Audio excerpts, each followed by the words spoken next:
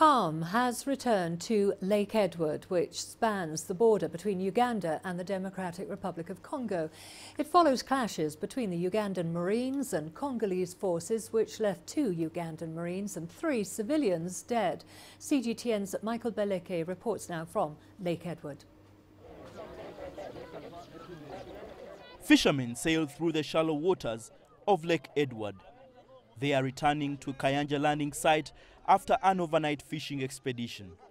Recent clashes that left 5 people dead and others injured frightened some fishermen off the lake.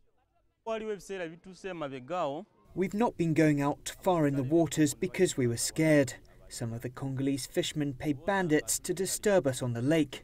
They often cross the border to fish in our waters and destroy our nets. And this is the reason for the recent clashes on Lake Edward, which straddles the border between Uganda and the DR Congo. About a week ago, the Ugandan Navy, while on routine patrol to stop illegal fishing on the lake, came under fire from armed men, later identified as DRC forces. We call them thugs because they do come and cross and pick our boats here and take them, and they go and say, we go to them in our waters.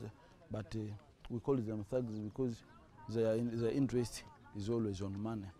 According to the chairman, Baleke, 2 Ugandan Marines and 3 civilians died in the attack. He says the bodies were retrieved from the water, but a marine boat and other equipment are still missing.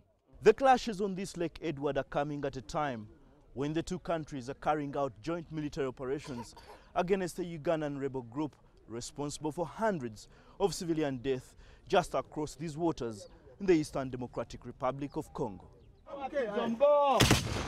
Eastern DR Congo has been wrecked by violence since the mid-1990s, and the 2 countries have had a tense relationship, with DR Congo accusing Uganda of encroaching on their territory.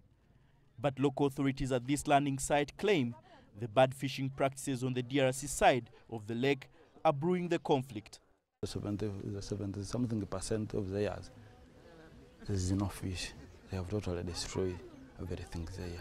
So they come running to our just a small part, which is 23-something%. So that's where the problem is. There's no fish in DRC.